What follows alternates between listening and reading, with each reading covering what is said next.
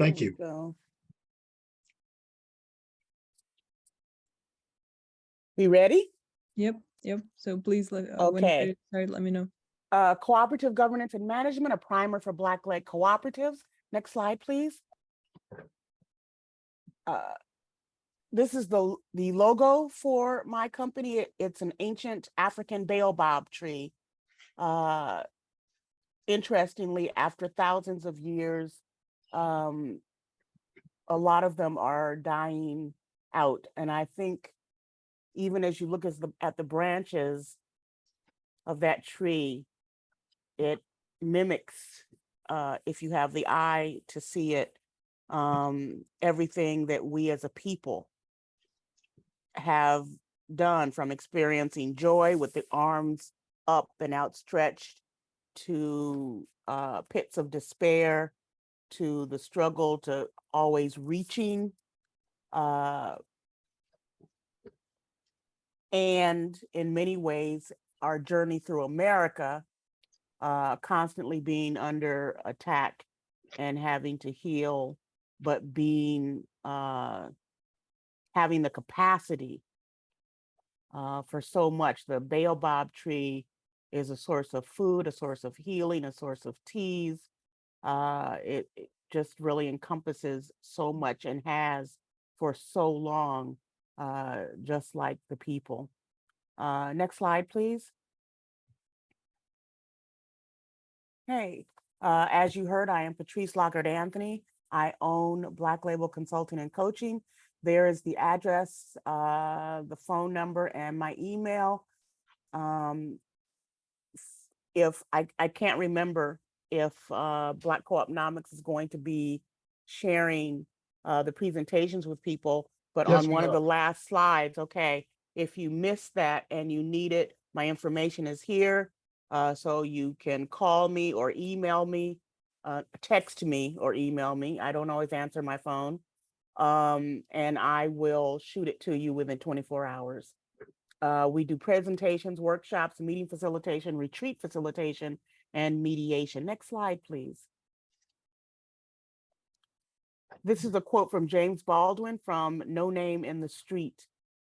Quote, "While the excluded begin to realize, having endured everything, that they can endure everything, they do not know the precise shape of the future, but they know that the future belongs to them.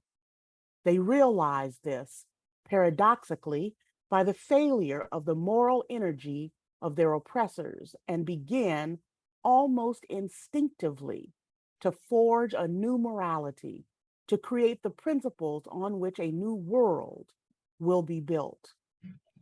End quote. Next slide, please.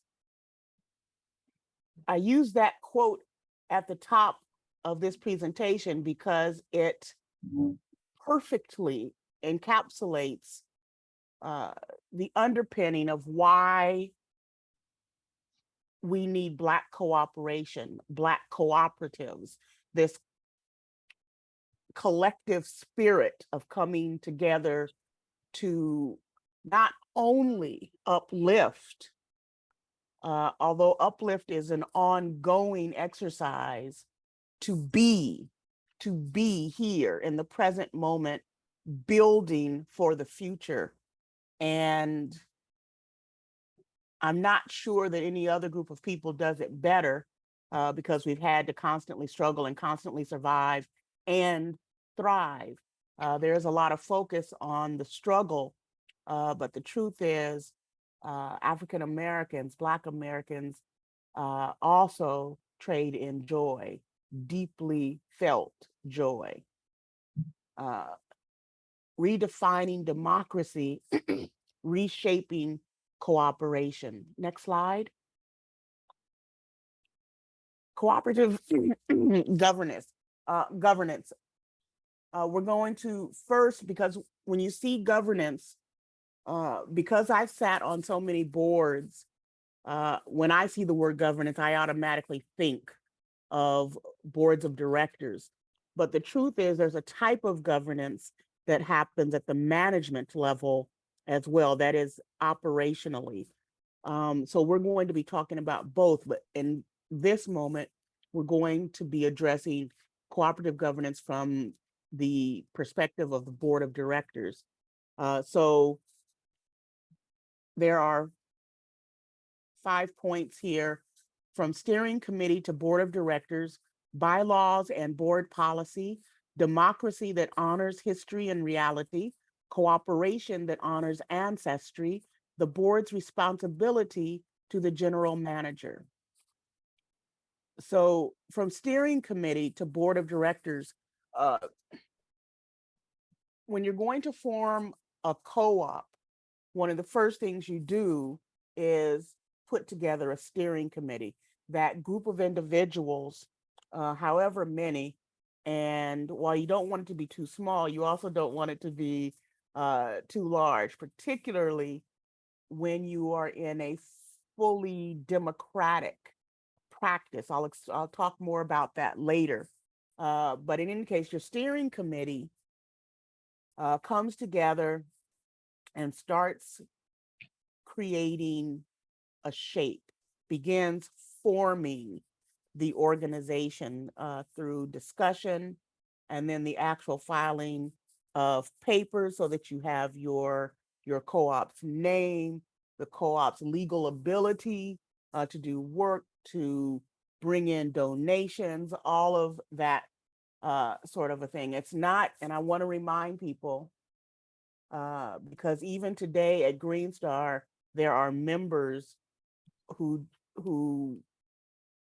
um, don't quite get it right. They think of co-ops as not being corporate, as not being for profit, as it, and that simply isn't true.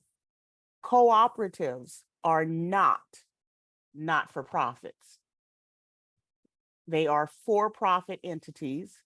They are meant to make money, although many don't. And the money is meant to mostly be plowed back in. Although some co-ops still um, give a percentage of the earnings each year out to its members. But keep in mind that you are forming a for-profit entity. And of course, each state in the United States has different rules for what makes a co-op legal. These are all of the things that the people on the steering committee have to get used to. Many of you are already there because you're already in the midst of forming your co-op. But that steering committee is usually the group of people who become the first board. There needs to be an election when you transition from steering committee to board, but that is usually how that happens. In the process, excuse me, of becoming, you're going to work on your bylaws even before board policy, because your bylaws, that's what's going to make you the legal entity. You're going to apply for the right paperwork, and part of that is forming a board of directors and having bylaws. Your bylaws establish your location. It establishes who the people are who are coming together in that first part of the venture. It's going to say what your vision is, what your mission is.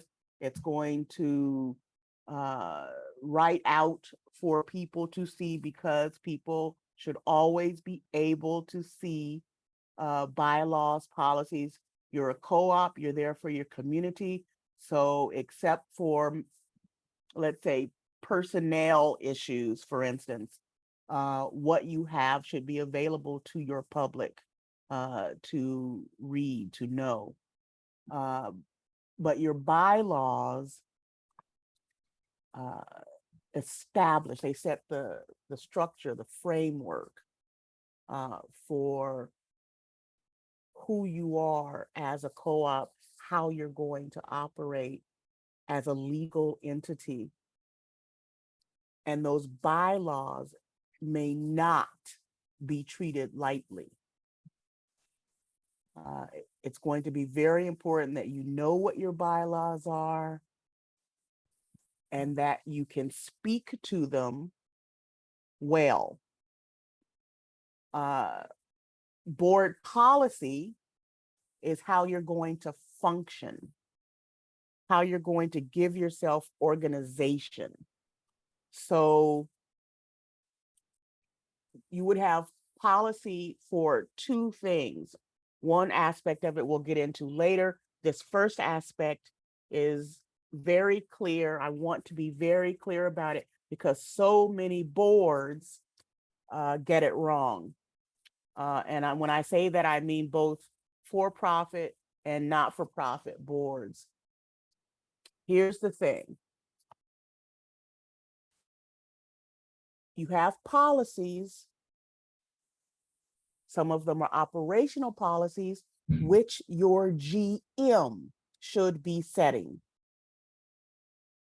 The board needs to have board policy, and they need to have policies that they have crafted that enable accountability on the part of the GM, general manager.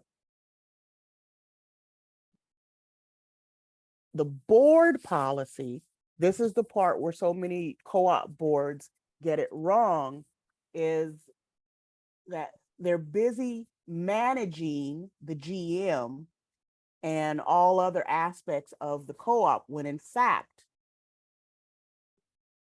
the co-op board only has one employee, generally speaking, and that is the general manager.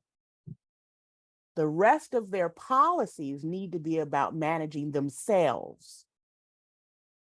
And if you do it well, you end up not having all that infighting, all the arguing.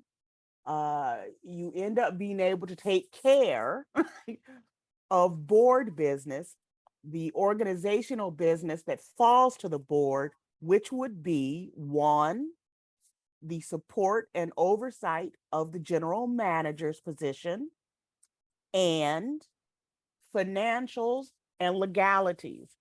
The board members, plural, no one board member speaks for the co-op or makes the decisions. All board members are involved in that. No one board member is ever free to supervise the general manager. Everyone on the board is involved in that. So the co-op board can be difficult, not difficult, but complex. It gets difficult when people stop paying attention to the relationships and the policies that are involved. It's a complex thing. Think of it as peeling the layers of an onion, right? It's complex. There's a lot of stuff involved there, but it's not particularly difficult if you know what your policies are, if you only have current good policies in the book, because when a policy isn't working for you anymore, you need to chuck it. You get in trouble when you keep stuff around. It's dead weight, get rid of it. But your board policy helps you take care of your legal and fiduciary duties. So your legal duties, your fiduciary financial responsibilities, and creating policies for your employee, the general manager, so that they can take care of their business in a way that supports having a positive working relationship with the board. Democracy that on, does anyone have any questions about that?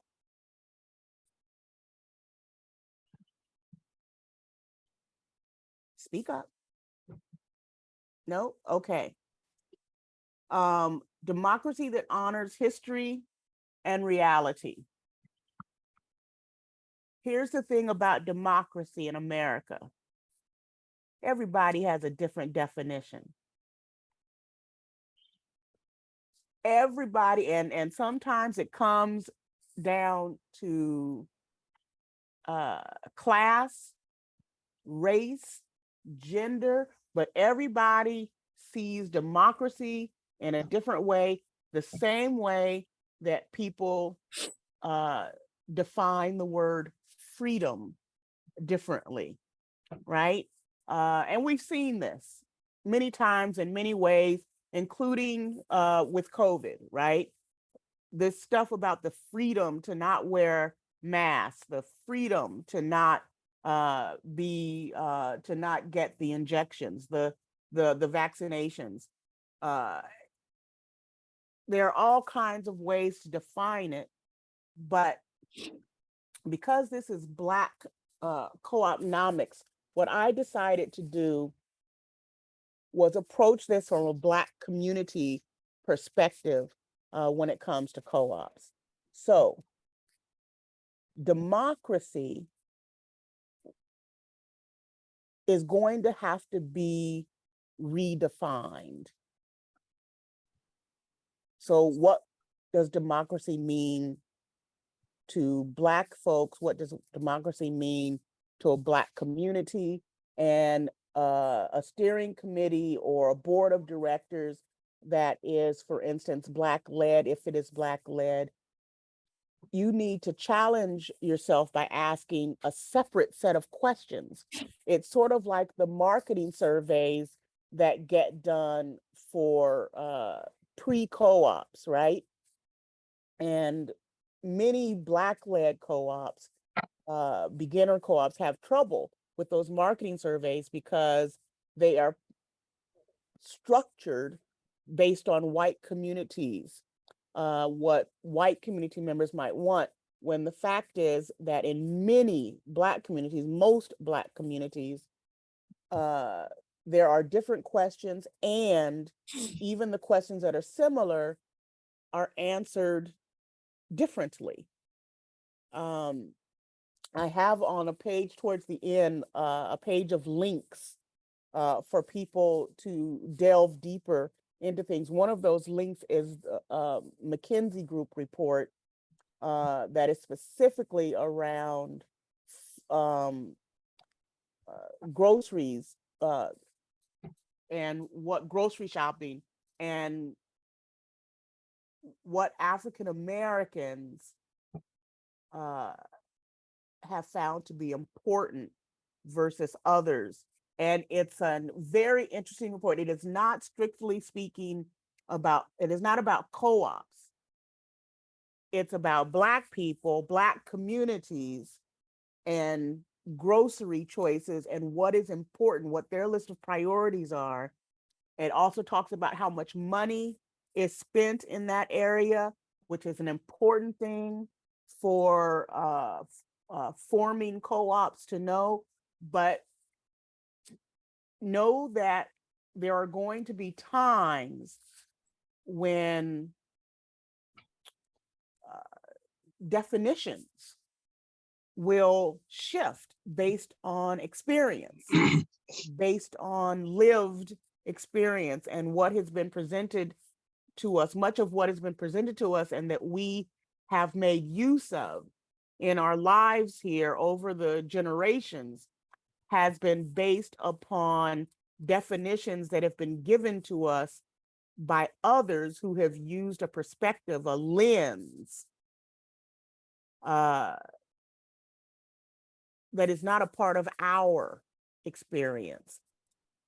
And so if we're going to have co-ops, if we're going to, and it doesn't matter what kind of co-op it is, if we're going to have co-ops, then we need to challenge ourselves and our white allies need to challenge themselves to think differently, to understand that what is logical or rational for a white person to say about their needs with regard to groceries, store location, any of that, how money is raised for the co-op, what democracy means, what a democratic process means,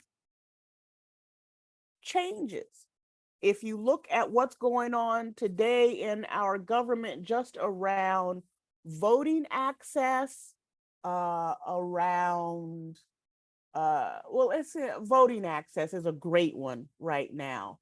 Redistricting, moving those lines around to suit particular politicians, closing uh, um, closing certain voting polls, all of those things fall under the heading of democracy. And yet, if you're a Black person that has had the vast majority of your polling places shuttered,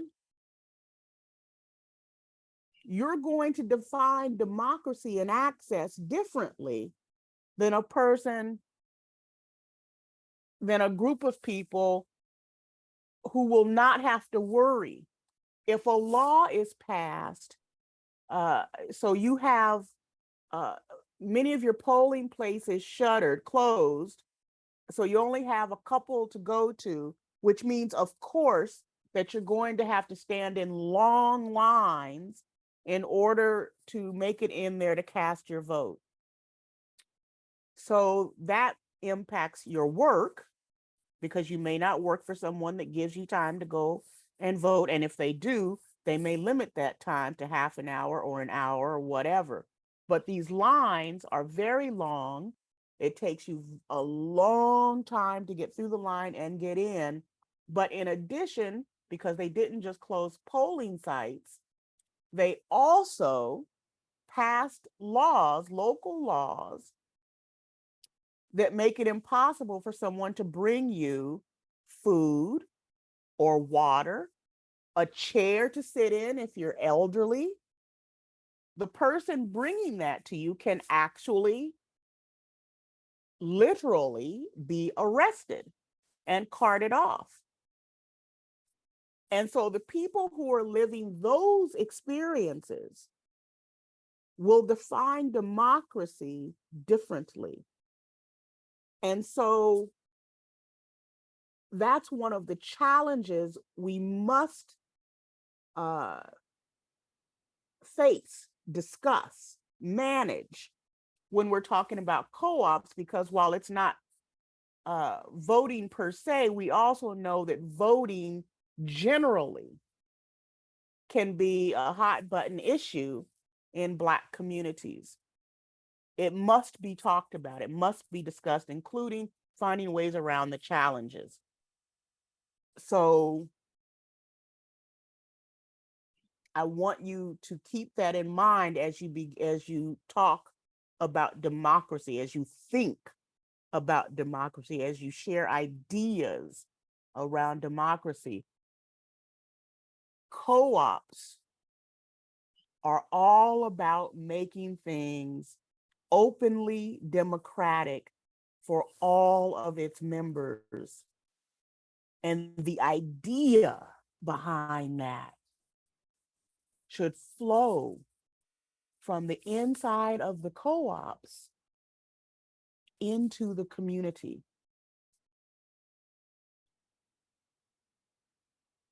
Democracy is important, and it's becoming increasingly more important as we understand that we have to begin to redefine what it is and what it means, both historically and currently. A cooperation that honors ancestry. I don't know how much I need to speak on that. I think we all have an idea, Black, white, brown, cooperation that honors ancestry.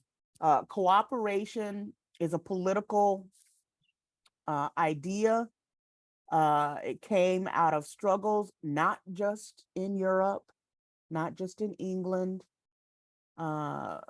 Cooperation has existed as long as humankind has existed.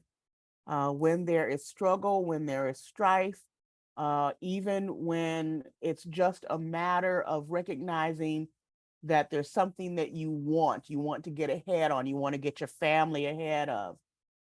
Cooperation is the planning that goes into that. So whether you called it by the word cooperation matters little. Cooperation existed, and it existed on all continents and all kinds of ways long before England. So also remember that as you go to conferences or workshops and you hear people speaking about it, and up until maybe the early 2000s, when people spoke of cooperation, they always listed it as beginning in England with the artisans there who wanted to get a fair shake. Be willing to challenge that, because that's not where cooperation began. The board's responsibility to the general manager. Oh, huge. And here's why. Actually, I want to ask a question at this point. How many of you guys are, I'm going to go to the chat so you guys can put it in the chat. How many of you are members of co-ops? Doesn't matter what kind of co-op. Like, do a yes or a no in the chat. There we go.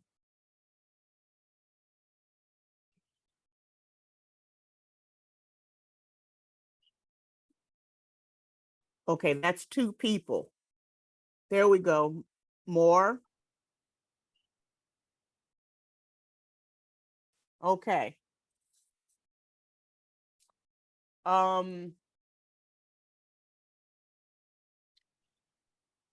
many of you have had jobs where you've got the CEO or the manager, and then you have the managers of the various departments, and you have a position that answers to one of those managers, and you realize that what the manager is talking about and what the boss is talking about are separate things.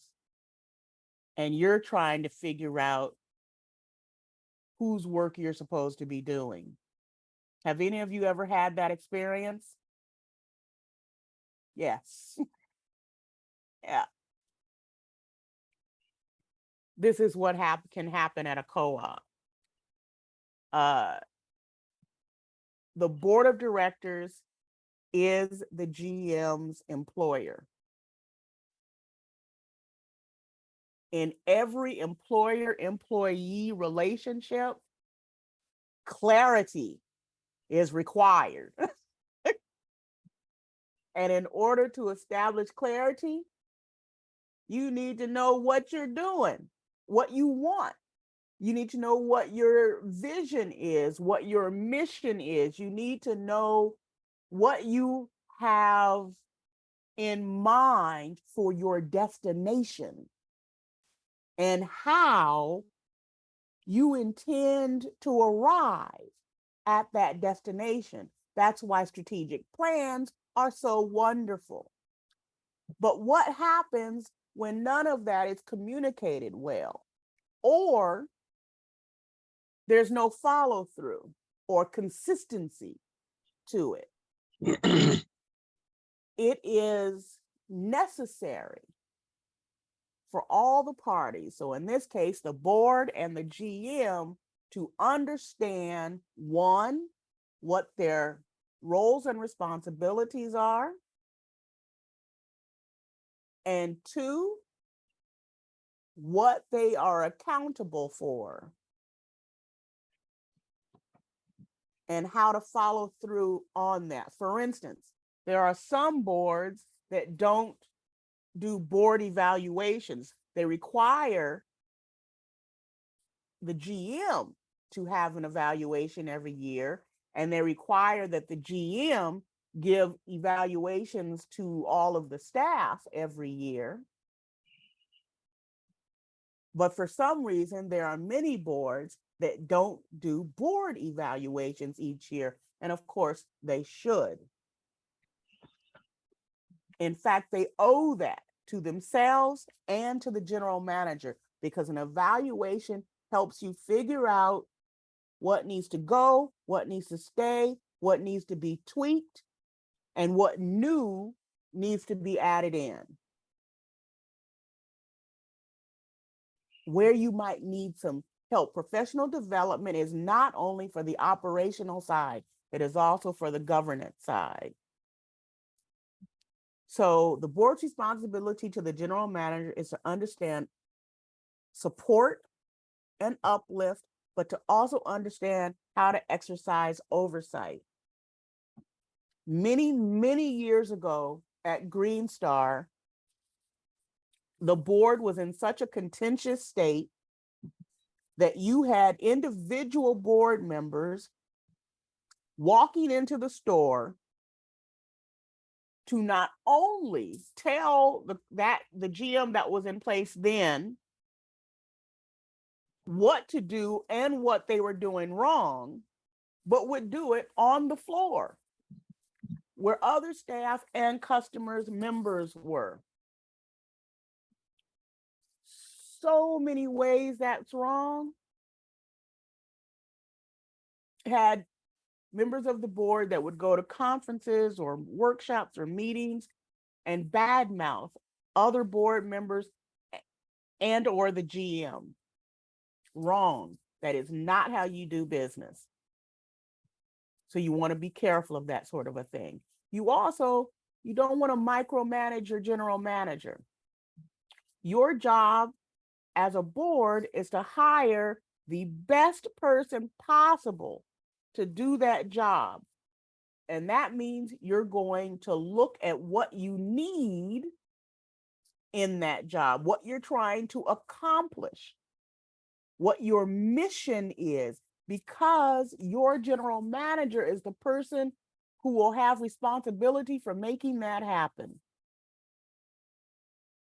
And you want to make sure that you're clear, absolutely clear, on paper, in an email, and at the meetings.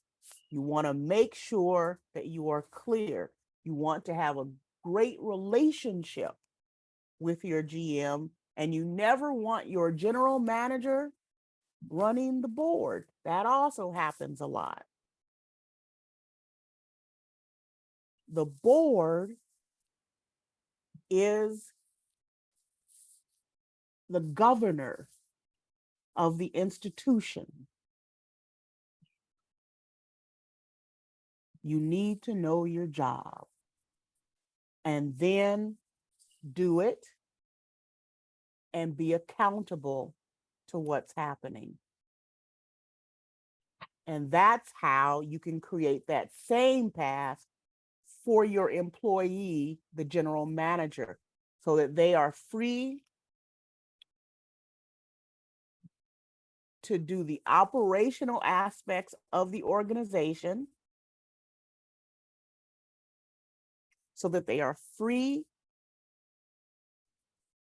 to work the mission, so that they are free to create open, transparent relationships with their staff, with the members, and with the community.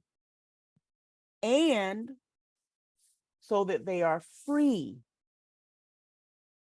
intellectually and emotionally to really see what is going on in and amongst folks in the co-op.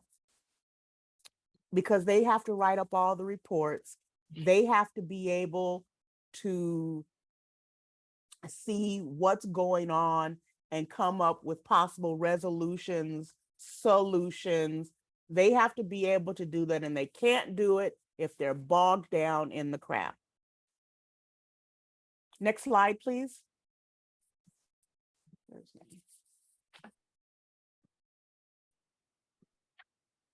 me get that off of there.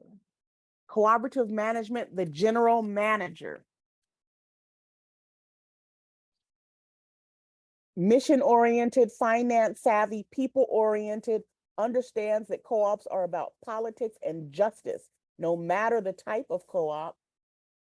And then see the links page for sample GM job description. I put one of those in there. It's an actual job description from 2018, 2019, for another co-op.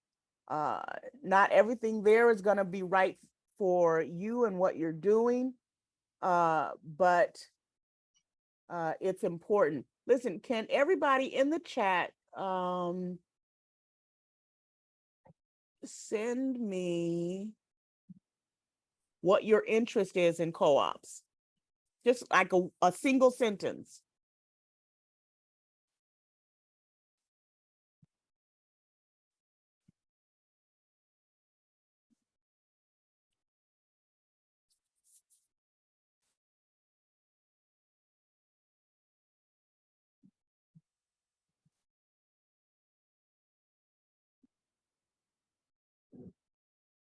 Mm.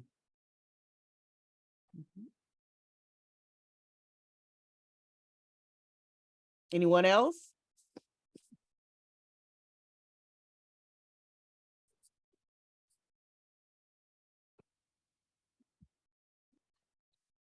I love this.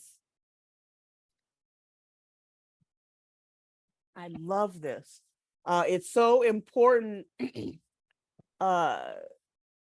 It's so important to have our, I'm sorry, I'm going to use this reference, but tentacles all over the place, to not just be doing one thing.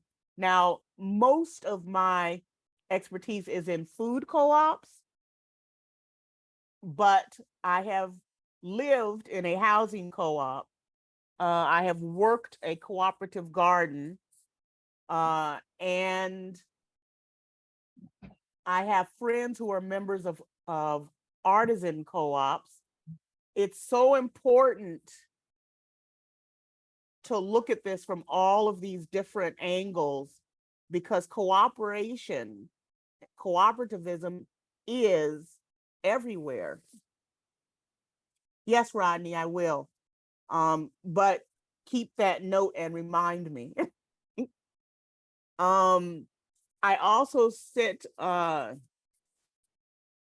am co-chair of a board. It's not a co-op, but it's a 501c3 that does the work in land access and farming and urban gardening, which even the USDA now is starting to call urban farming. It's very interesting, the things that are happening there. I love the idea of real estate development. That's an exciting thing. And rice growing in the South, right? Or no? I'm trying to think of the kind of weather you need for that. That's just exciting. So you're thinking about working with others collectively and or cooperatively, is that right? Are you guys muted, or can you speak?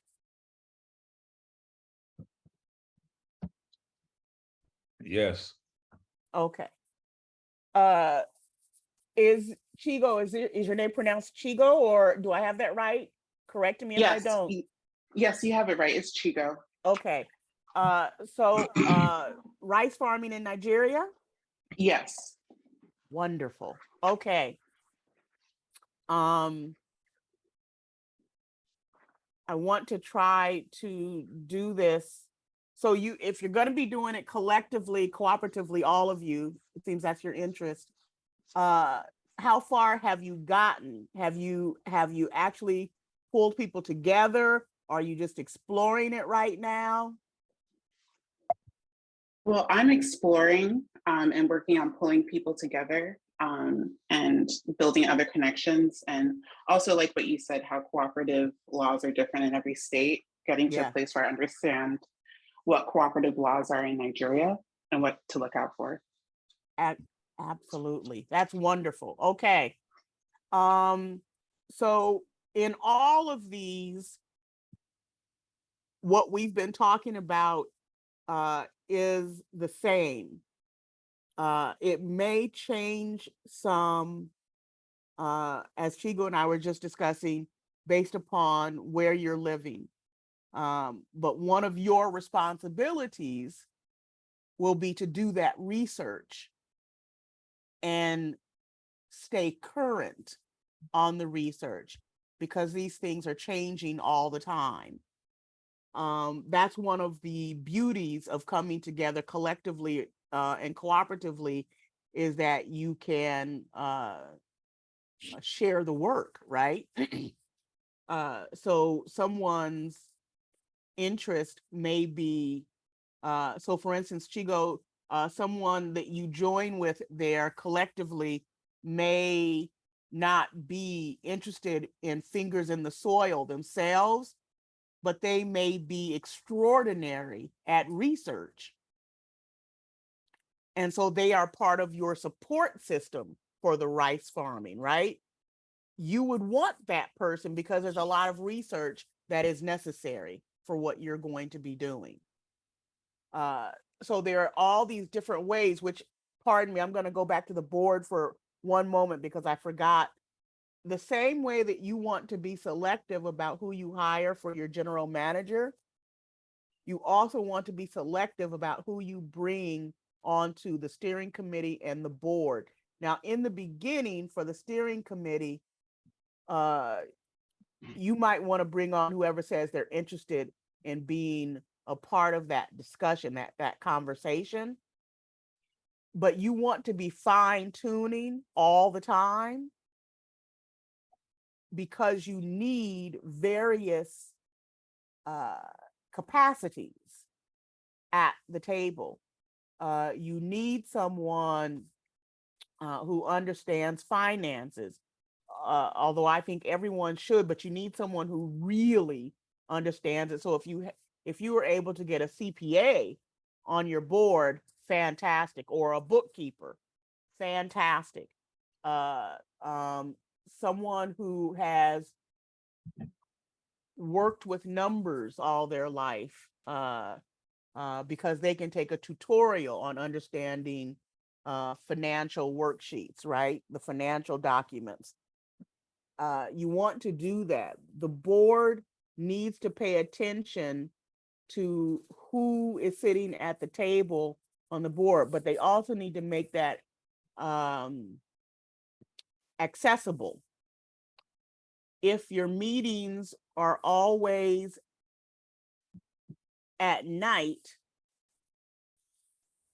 it's going to be trouble for a single parent, no matter what kind of money they earn. And if you have a lower middle class or an impoverished single parent, you need to work even harder to make it possible for that person to contribute. For instance, I'm on 2 boards that allow board members to call in and attend meetings. Now I'm talking about pre-COVID, to call in and attend meetings and cast votes. But I'm also a member of a board where you can call in. You could call in, but you couldn't cast a vote. So you could attend the meeting, but you weren't allowed to cast a vote. Now, that makes no sense to me. But that's one of their policies, right? So you have to pay attention to those kinds of things. As you are forming these, please allow your policies to make sense. You want as much participation and as widely varied as you can. There are people who have not been a part of conversations who have much to offer. You want to be able to hear, to listen to what they have to say. And if you don't make a way for them to speak, you have done not only them, but yourself, the co-op, a disservice. Please keep that in mind. Next page, please. Ah, doesn't that just look good? I told you I was mostly food co-op. Next page. What does community and belonging mean? Before we even get into that, please go in. Thank you. Please go into your chat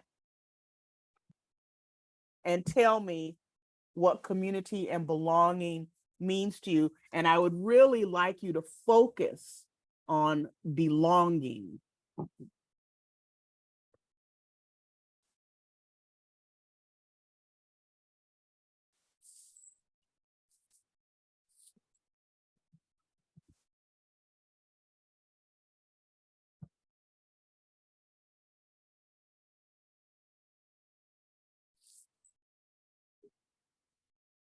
I'm going to take 5 minutes for this one.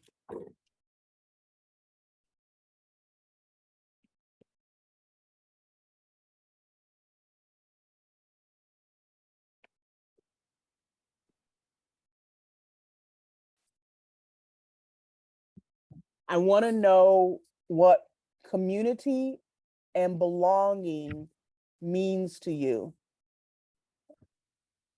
Jamie. So, and I really want you to focus on belonging. What does that mean to you? You can write it out in the chat for me.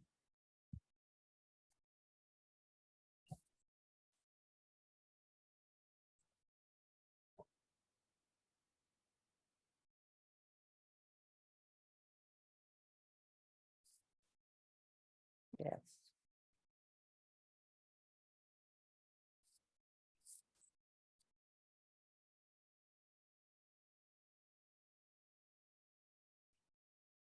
I want to hear from all of you.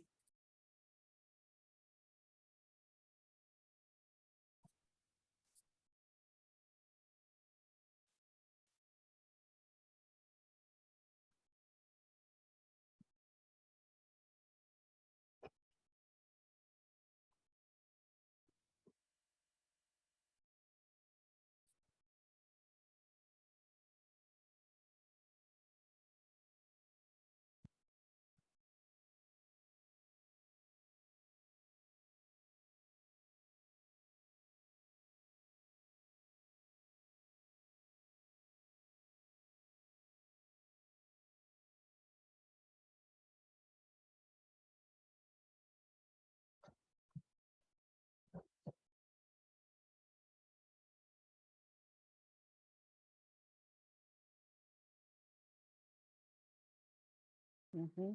Mm-hmm.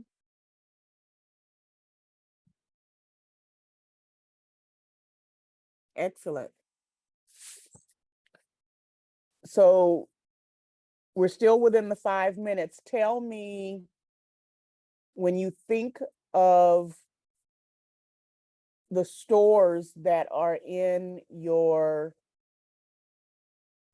community, do you feel the way that you just wrote when you go into those places, those spaces?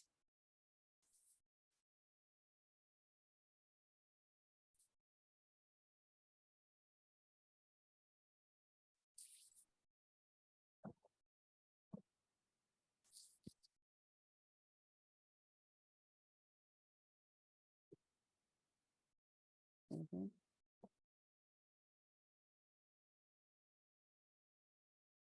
Mm. Mhm. So in the last 2 minutes, tell me in writing what you would do differently to make it welcoming so that you felt as though you belonged.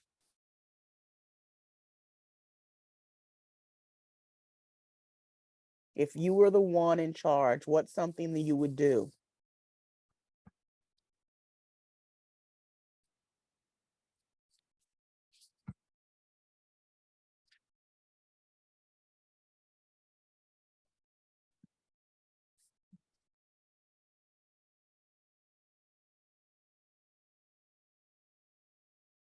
I'm sorry, Jamie. –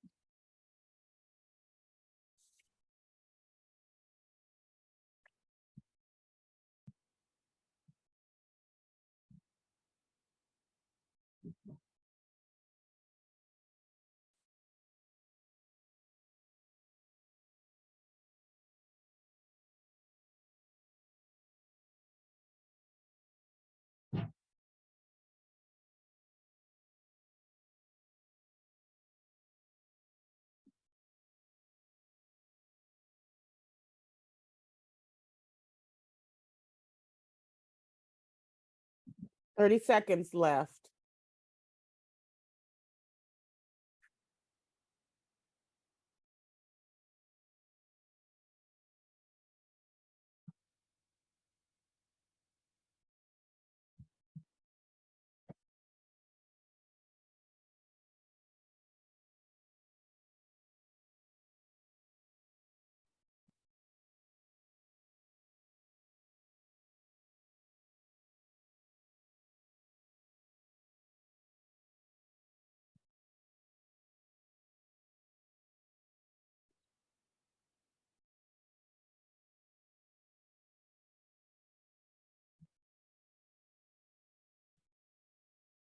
Okay.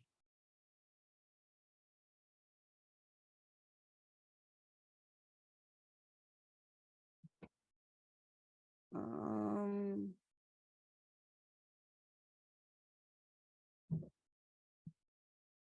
I just lost you.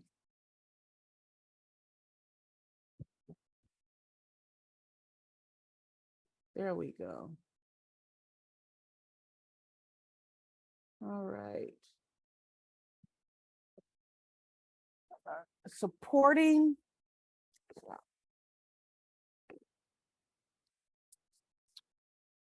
community members. So this is a lot of what you guys were putting, right? A sense of place, home, supporting community members, uplift, building relationships, growing and evolving together. And so one of the things that we have to do, particularly when we're talking about co-ops, when we're talking about collectives, when we're talking about running something democratically, one of the most important things about co-ops is each member, it's one member, one vote. And essentially what that is saying is that everyone comes in with equal power. And everyone has a voice. And they get to use it in different ways. They join committees, they join the board, they become a staff person. They are a member who's very active as opposed to only shopping or growing or whatever, whatever the co-op or the collective is about. But everyone gets to use their voice. It's one of the most joyful and yet troubling aspects of democracy. because it can be inefficient. And for those who are after efficiency and who just want to get to the point and get it done and be on the way, that's not what you're going to get. This is about hearing people, and particularly if the people that we're working with have been marginalized, disenfranchised, disempowered, silenced. And here you are starting an organization, an endeavor that promises them democracy, equality. They're going to be able to be heard. And then you don't allow that to happen. You have just seriously hurt your organization. You have done damage. But how do you make it work successfully? Well, no one is 100% successful. So that's the first thing right there. We should just, acknowledge that. No one is ever going to be 100% successful. So what you do is you find other ways to make sure that people are heard. So for instance, you're at a meeting and, if you have 9 board members and it's an open meeting so your members can come and attend, and it's an open meeting so people who aren't members can come and attend. Well, pretty soon you have a problem because your meeting is only supposed to last for so long, right? So the smart thing to do, that sounded judgmental, but I'm going to keep it that way. Not the judgmental, the smart. The smart thing to do is to find other ways, whether that's joining a committee or as a board member, as a board, making sure that each member takes time to talk to community members, to co-op members, daily, weekly, monthly. But over time, when people are feeling heard, when they are feeling listened to, when they see that their words have value, that they are valued, respected, honored, they don't feel the need to show up at every meeting and blast off, which is what a lot of members like to do. They come to express their displeasure because that's what we do. When something goes really well, we feel really joyous and happy, but we don't necessarily spread the word. But when something goes wrong for us, whether it was bad service or whatever, we'll tell anybody who'll listen, including the person sitting on the bus bench next to you. So, because that's just how it happens. So you build relationships. You find ways to uplift people. You have community meals. And in this way, you grow and evolve together. Perhaps not at the same pace, but that's not how that happens naturally anyway. Next slide, please.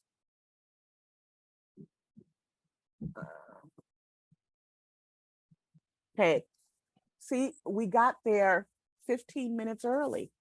We're going to take 10 minutes and then we're going to come back. We're going to have one further discussion before we do breakout rooms. So 10 minutes, don't turn off, just turn your camera off and mute yourself. And take 10 minutes and breathe and think. I'll see you back.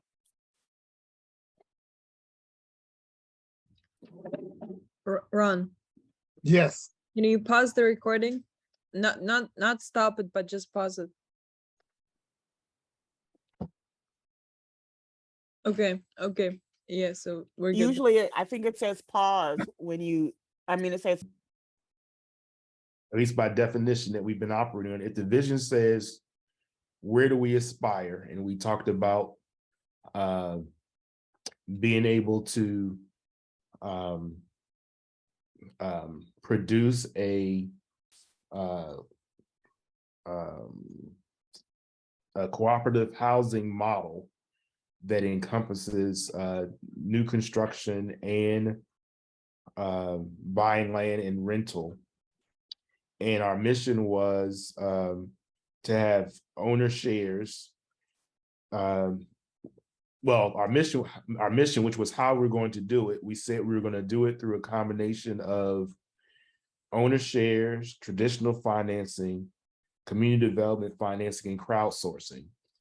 Then, as Onyinye described the policies, I think the policies then followed the framework of saying, these are the things that we've identified right now that we think are necessary in order to hold the group together and to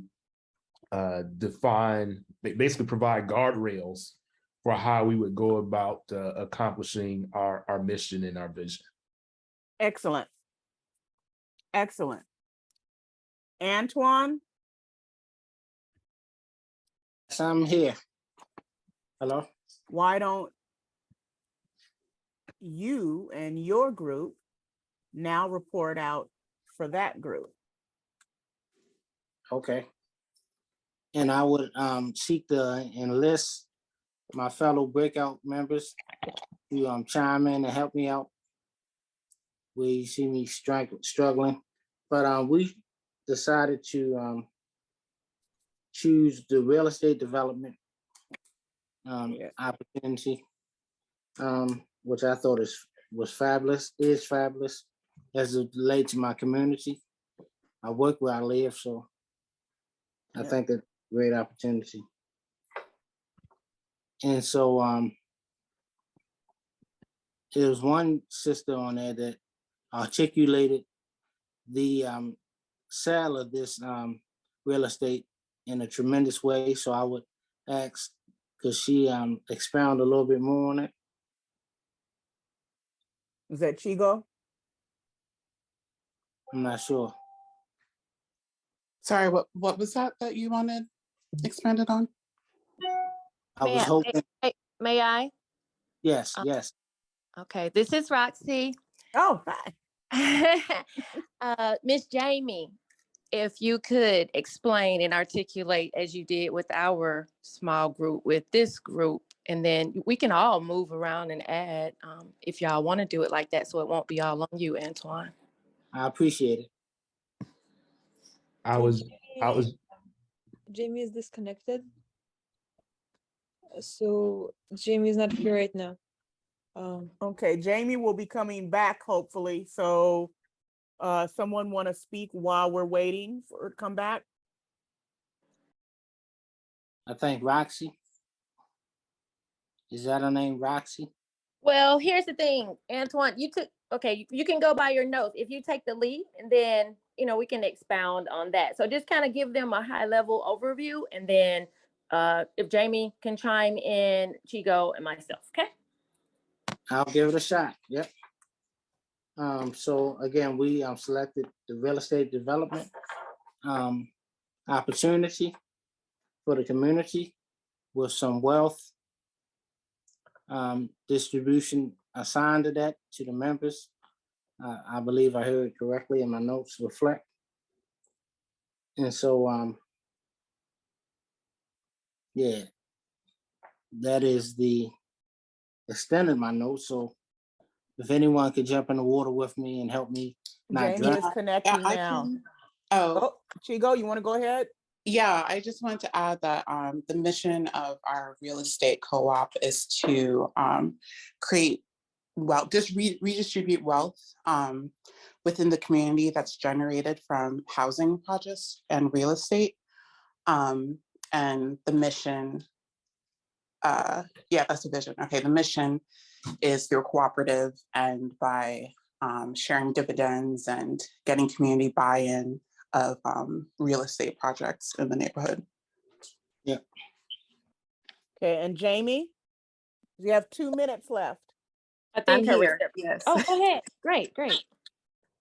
No, I lost you guys for a minute. I just was able to reconnect. Jamie, can you talk about the first 5 policies, board policies?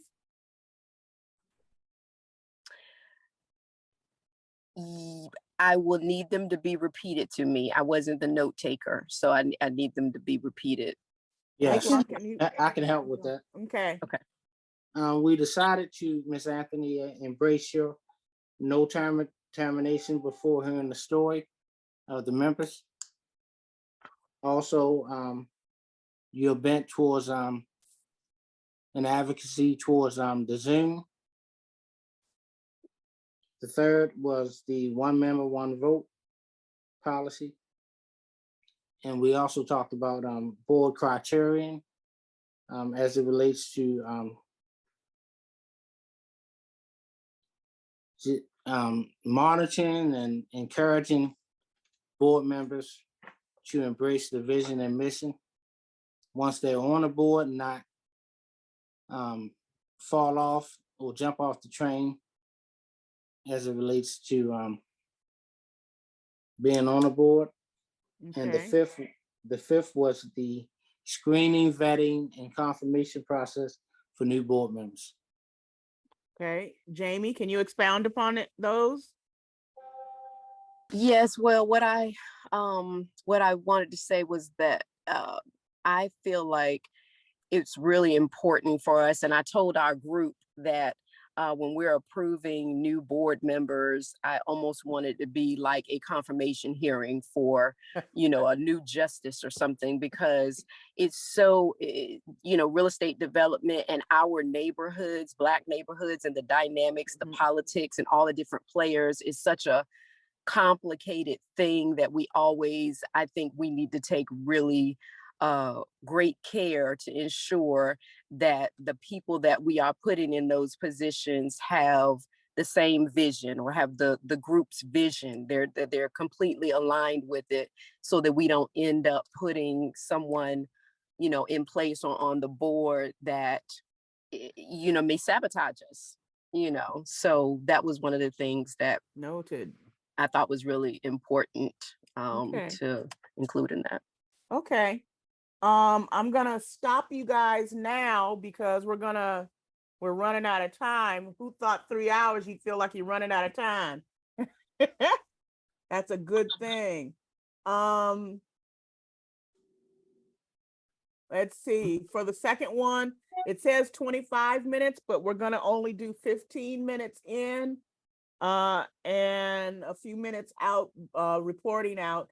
It's creating your system part 2. You're going to have to choose a note taker again.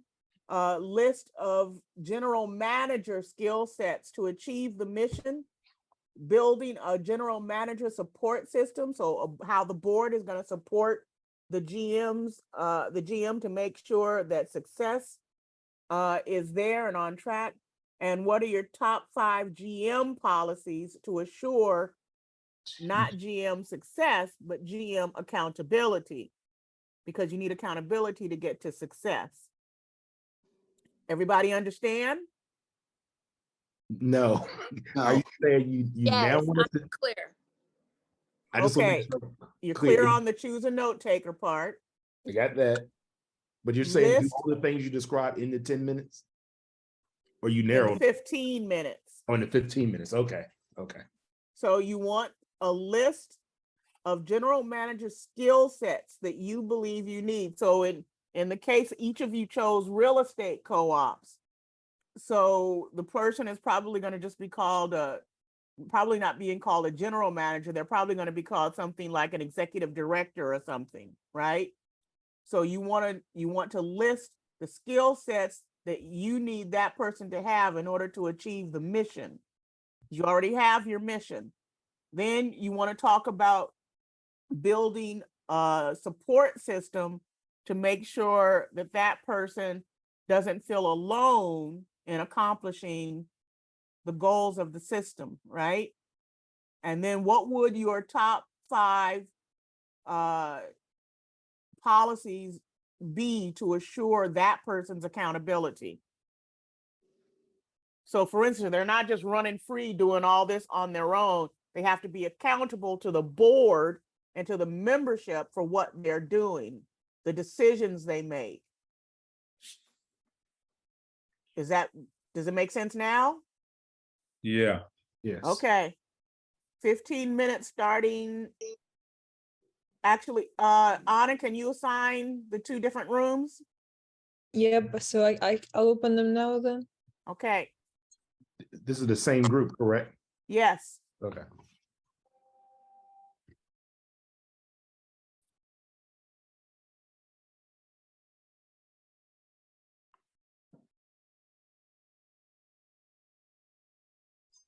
So when Ron, you have to choose yourself which room you want to be in.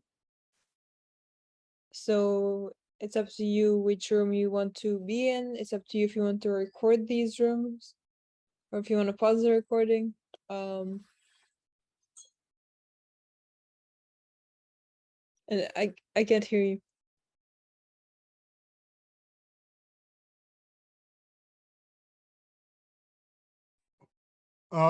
Yeah, I'll keep the recording going. Okay, so yeah, so if you want to go to a room, one or the other. If you want to be in the room with the people that you were with in the first breakout room, you would go to room number 2.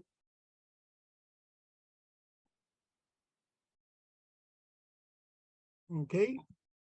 Back to, okay.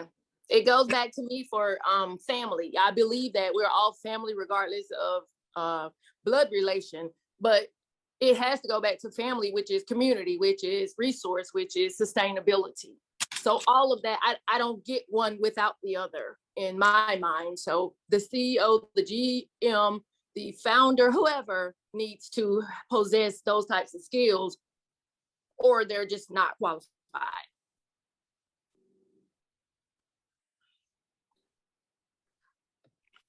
I would agree. I would also say the GM needs to have real estate and business skills, because like the GM is the person like buying the property and checking profits, and I don't know much about real estate, but I guess like assessing the value of the property and checking if it's going high. So I guess they need to know about that if they're the executive director. Yeah, I think management skills, just general management skills, and yeah, definitely a plus if they have real estate experience or property management experience would be good. They need to be a good spokesperson, and I believe community liaison type. So that would be those skills somebody was talking about, correct? Yeah. Yes. Yeah. Exactly.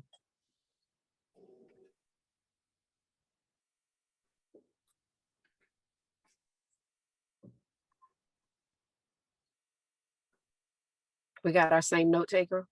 You did a great job. Unfortunately, I'm taking Thank you, it. Antoine.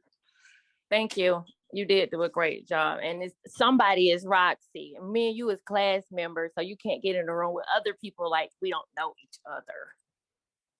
I apologize, but your names are not coming up. Your names are not coming up on my screen.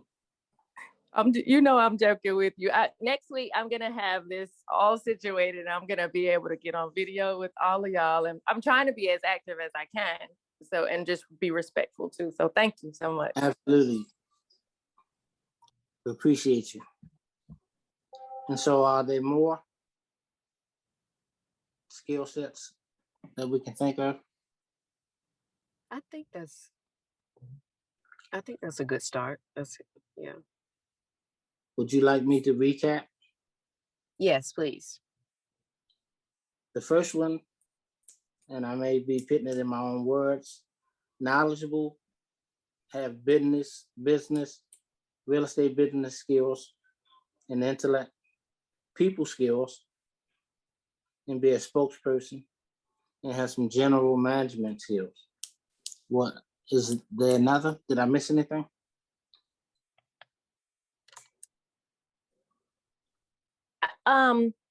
I definitely agree with expertise in this endeavor, but let's take out that word if everybody agrees that we'll go beyond general real estate knowledge, and because what we're building is something bigger than that, right?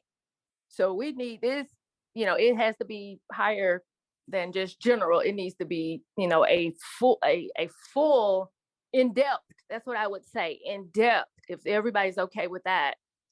Knowledge of what we're doing, because that is a driving force to complete this mission. We got to be able to see our true vision, something truly obtainable. Like the goal is like everything you just outlined earlier, Jamie. It was a big project. Yeah. So, that's just how my mind sees it. And I just wanted to correlate the words properly when we are going to share with others.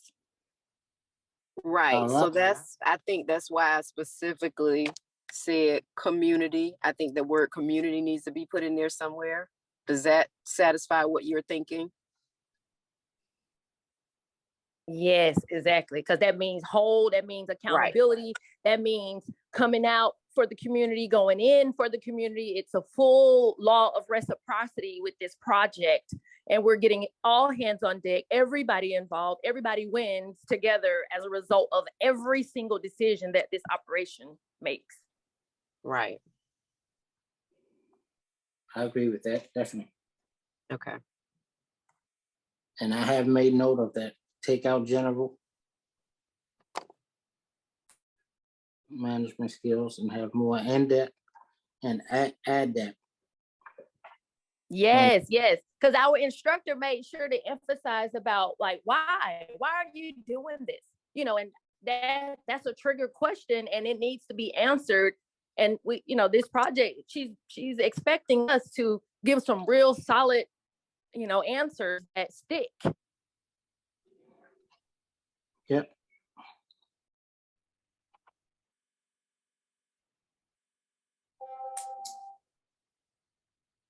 And then there's the support system for coming from the board to the GM.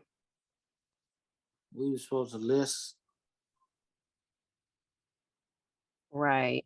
Oh, yeah. So I think that there needs to be an admin component, because I'm just thinking about, what it takes to run the business at the top, and you can't also be the person doing the filing. You know what I'm saying? And answering every single phone call, and that, you know what I mean? So I think for practical reasons to have an admin staff for that person. I agree. And I'll add to that, in addition to admin, that's critical to the success of the operation, as we all know. And just like you just said, Jamie, you can't just be all over the place and be a slave to your business. You won't really get anything done. Mm-hmm. But emotional support in terms of not being personal and, hey, come over, we got to visit it, come over to the house. Nothing, but cooperation is the best way I can frame that, understanding that life happens, things happen, and incorporating that accountability system, but then still knowing that there has to be some flexibility with some things too. So help me to capture that, please. All right. Let's see. I think that we can make that a function of regular, like we would be having monthly board meetings. And I think there should be some check-in that happens in that process that allows the general manager or executive director to get some type of support, direction, from, the different board members, in their different capacities, however it's needed. Does that make sense?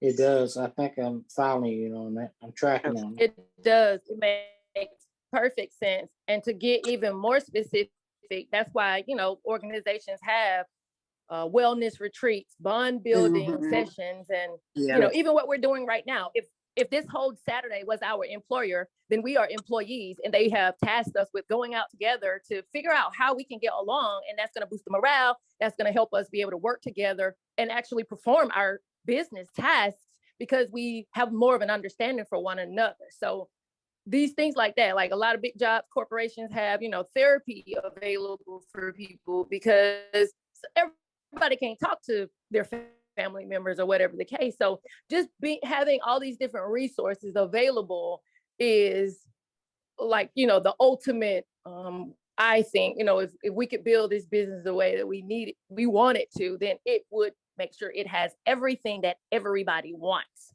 Yes. and needs. Yep. So I guess in wording that, you could put regular board member check-ins for support. Yep. I have it. And I like the idea of a wellness retreat component. Yeah, and even now, like I was talking to somebody on Zoom the other day, and young lady had her dog there present in the conversation, and I didn't feel offended at all. But if that's what needs to happen, and that's okay with that job and the customer, then again, it still translates back to, what's okay with everybody, and we could be okay with pretty much everything if we just cooperate. So Rashi, let me make sure I'm hearing you correctly. So you did hear from the dog as well, or? I was like, hey. She said, I'm sorry. I said, no. It's no need to apologize. No, it's life, Zoom, virtual, post-COVID. It is what it is. So, I don't think it was unprofessional. She helped me. She had a great personality, and we got straight to my business. And, it's like, I'll have a good one. I may not ever talk to her again in life. So that's just, my perception of stuff like that. That is just, it's all small stuff. I can't sweat it, Yeah. So for the CEO, CEO, GE, that individual support is how I would sum up the way that I view things. Yep. Mm-hmm. So actually going into the next one, the top 5 policies for GM accountability, I think we can use one of those same points, the board member check-in. It could be 2 sides of the same coin. So it's for support and accountability at the same time, Yep.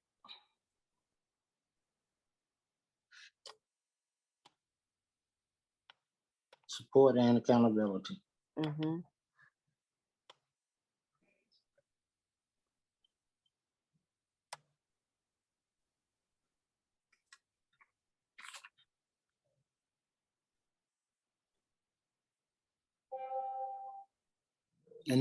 Are there any other thoughts?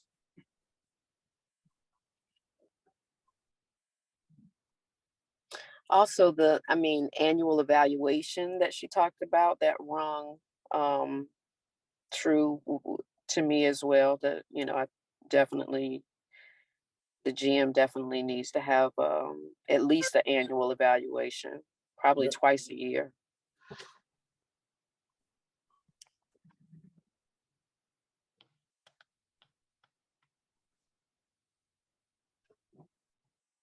Got it.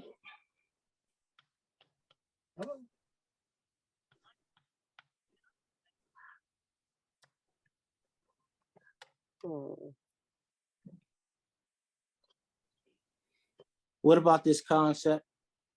I've been a part of a couple of organizations that had this 360 where the staff members, I don't know, I felt like Miss Anthony spoke to the dangers of this.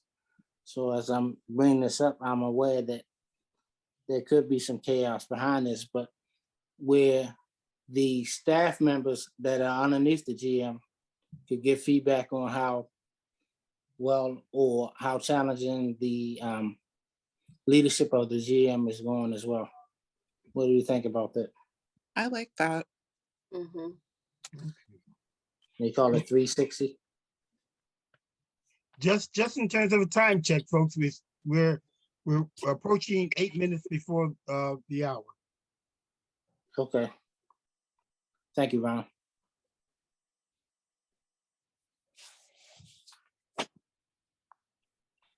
So that's 3.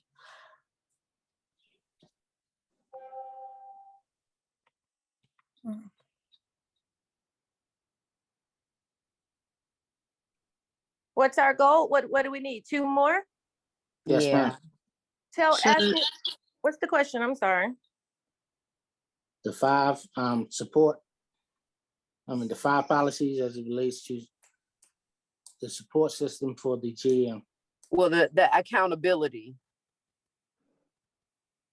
The top 5 policies for general manager accountability. Accountability.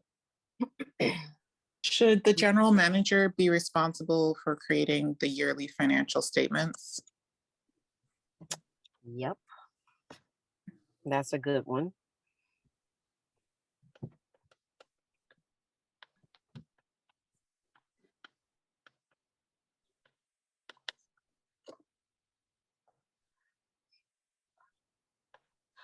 I wouldn't even say yearly, just financial statements.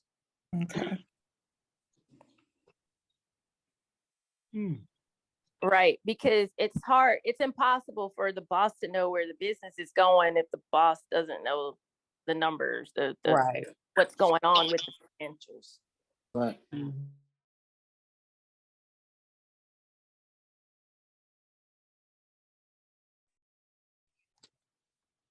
Okay, we just need one more. How about staff training?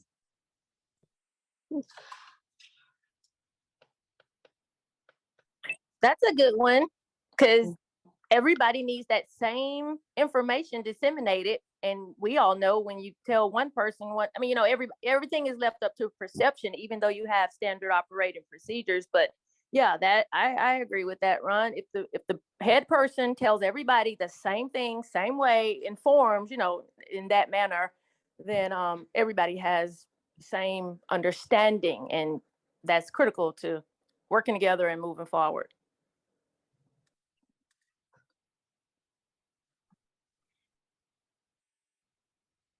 Okay, I think that was it, right? What else? Can't hear me. Can you hear me now? Yeah, Yes, I we think can. Okay, I was busy talking and realized I was on mute. 2 things I want to add for both teams is and now my brain doesn't want to function. I see we did the NDA and we did the conflict. Professional development is a must, both for the board and operations. And when I say operations, I'm saying the GM or ED and all of their staff. Professional development is essential, but also professional development has to be not just about training. Okay, needs to be not just about training and education to make you better at, well, actually it does. So I'm sorry, let me forget that. Professional development also needs to include things like if you have a leader who is conflict averse, Mm. That is not a good thing. And so professional development needs to include making sure that, for instance, if it's the ED, in their annual review, if you've had trouble with that person in terms of conflict aversion, like they will avoid it and put it off on someone else, and then, or put it off period and it doesn't get done, they have to have a training to get better at dealing with conflict and confrontation, because it's going to happen. One, it's a co-op where people all get to have their own opinion and say it. So there's going to be conflict. The person in charge of your operations needs to be able to handle conflict. And it's just because I know so many people who are conflict averse. And I got to tell you, it gives me the willies every time, because there are so many things and people that get tripped up, messed up, and leave an organization because the leader is conflict averse and won't deal with stuff that needs to be dealt with. All right. Agreed. So we have 2 minutes. Anna and Ron, is it possible to lengthen this by about 3 minutes? If everyone's willing? If everyone's willing. Okay, are you guys willing? Yes. Because Yes. I want to hear you guys. I want to hear you guys, and I want you guys to hear each other report out. Yeah, willing. Okay, let's Yes. go. Team 1, room 1. Which room is that? Is that ours? Yes. Okay.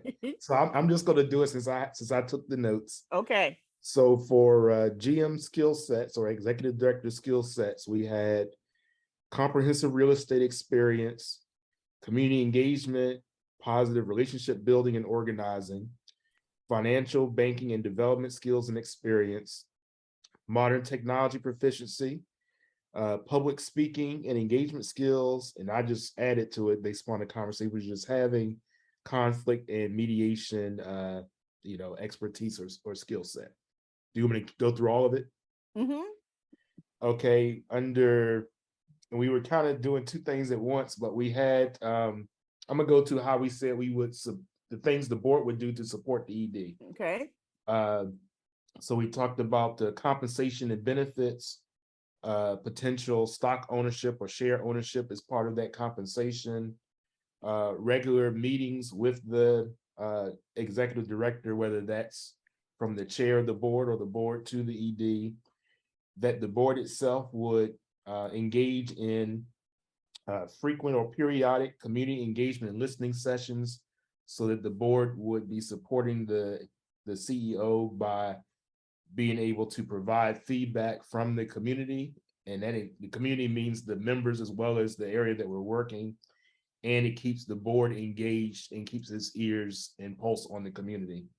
Also, the board would commit to professional development, onboarding new board members and offboarding board members as well. And then kind of in the subgroup of executive director policy and accountability policy, we discussed that the ED, we would have a residency policy. We felt that the ED should live in the neighborhood in which we are operating. We talked about the ED having membership in the co-op. That kind of goes back to the ownership shares,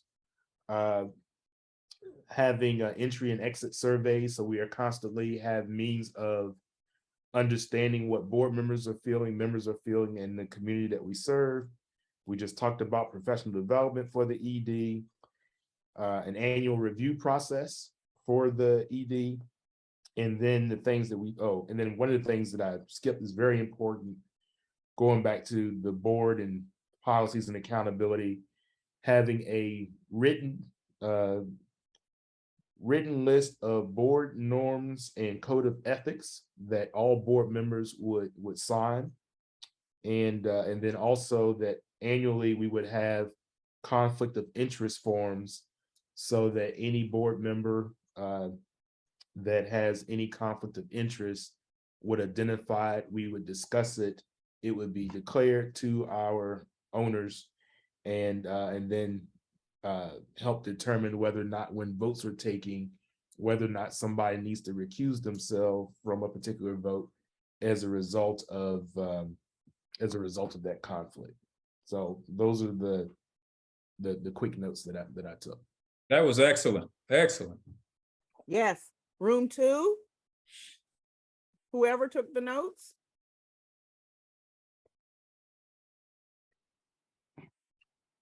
Antoine, you're muted.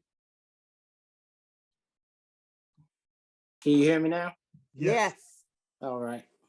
As it relates to the list of skills for far as the GM, the skill sets, we have a few, just like group number 1, have the real estate, because we selected real estate, have a working knowledge of the real estate market and business. We also would like to see our GM have people skills that translate into community orientation, just like group number 1. We would like for them to have a working knowledge of the community. If possible, we didn't discuss this, but I'm always in favor of having one of us be in that position from the community.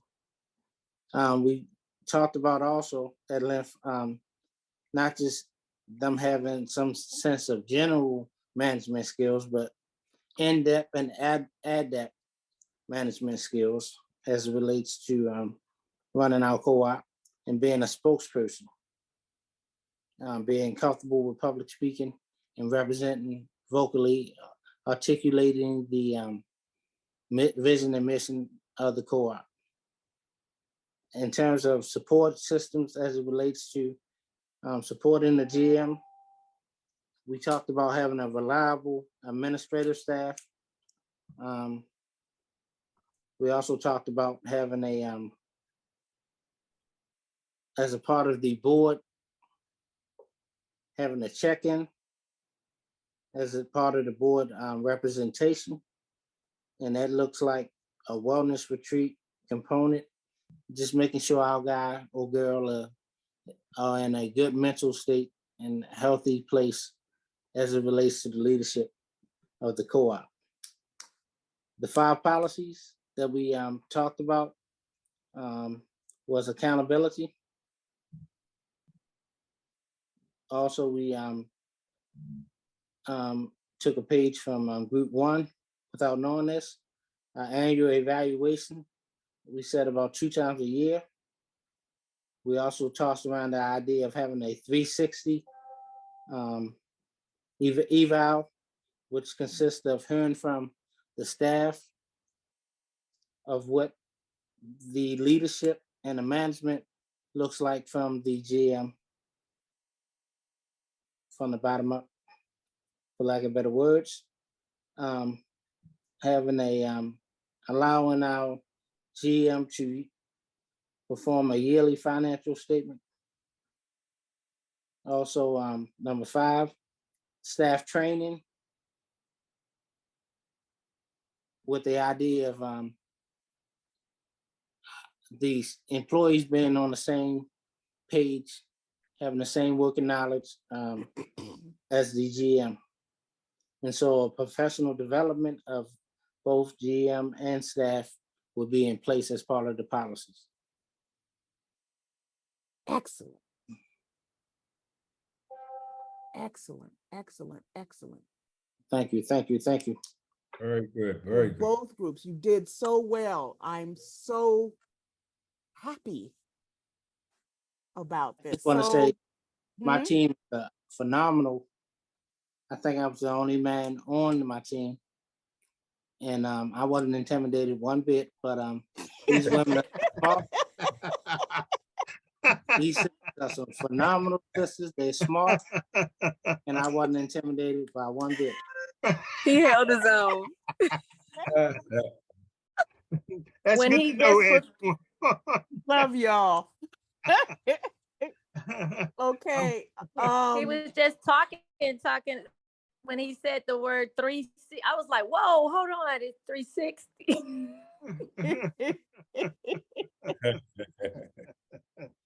$360. Oh, goodness. Oh, I Mm. like 360 evals. And you know, one to add for you guys for the board, it's really important that boards of directors also submit to annual evaluations. They are not just for the GM or CEO and staff. The board has accountability as well and should be held to account because they are there to serve.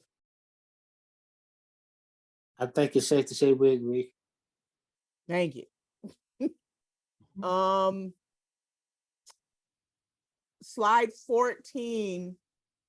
So when you get this presentation, slide 14 is the links for cooperative info and edification. It has several links. Please, at some point, even if it's several different points, find the time, carve out the time to look at each of these links, even if it's just to kind of race through it, but each one has something that will serve you. Two of them, I think, anyway, one has to do with Next System featuring W.E.B. Du Bois and Fannie Lou Hamer. One is Collective Courage, Jessica Gordon Nimhart. And the third is the McKinsey report that I was telling you guys about, Our Insights, Nourishing Equity, Meeting Black Consumers' Needs in Food. Another is discussing a manuscript of W.B. Du Bois on Black cooperative movement. Another one is from FCI, Food Co-op Initiative. It's their guide to starting a food co-op. But I want you guys to know that a lot of what they have in that guide can also be used as beginning steps for other co-ops, other types of co-ops. And then the last link is from Manna Food Co-op, and it is the sample. It is the job description they use for to get their general manager. So it would be a sample one for you guys to use. And then, more fruit. And then I included a slide that I wanted you guys to look at because I know, is there anyone here who has not heard of Kwanzaa? Excellent. So cooperative principles, there are 7 cooperative principles: voluntary and open membership, democratic member control, members' economic participation, autonomy and independence, education, training, and information, cooperation among cooperatives, and concern for community. Kwanzaa, I'm just giving you the names of the principles as opposed to reading out what they are, because I want you to look them up. It's Umoja, Kujichagulia, Ujima, Ujamaa, Nia, Kuumba, and Imani. You should look them up because they are strikingly similar. So you have the cooperative principles, which are good. You have the Kwanzaa principles, which is a system designed by Black for Black. I'm suggesting, I am recommending that you look at those long and hard as you design the principles for your co-op. You might find that what's in them serves what you're trying to do. And again, they are remarkably similar to the 7 cooperative principles. And then more food. And then I'm just saying thank you for spending your time with me on a Saturday. Thank you so Thank you. very much. It has been a wonderful experience speaking with you, listening to you. I have learned from you. I hope that you have learned from me as well. And again, if you missed the PowerPoint, just send me a text or an email. That information is on slide 3, so you should write it down, and I'll send it to you within 24 hours. Thank you again. You guys are marvelous. Thank And you. it's been fun. Thank you. Thank you. You, Ron and Anna, couldn't I'm have here. done it without you. Well, So thank you. thank you. Thank you for sharing your knowledge and with us this afternoon, this morning, and this afternoon. And I'll forward out your presentation, the recorded portion of the session, as well as the PowerPoint as well. Yeah, there's gonna be a section that wasn't recorded because we paused it for the break and didn't turn it right back on when we came back from the break. But if you use the slides, Yes. you should be pretty good to go. And I know several of you took notes as we were going along. So if you have any questions or some part is missing, text me or email me. If you call me, you will not be answered and you may not hear back from me. So listen to me when I say text me or email me. Love you all. Thank you, Patrice. You. I hope to see you guys in other spaces as we grow and evolve. Yes. Yes. All right. So, folks, we're concluding our session this Saturday. We have a session scheduled for next Saturday with Jessica Neharm. So we're looking forward to her conversation on Black equity in the co-op space. So again, thank you, and continue to have a great Saturday afternoon. Same to you, Ron. Thank you. Thanks so much, everyone. Thank you so much, Thank Patrice. You. Thank you, Anna. Bye-bye. Bye. Bye-bye.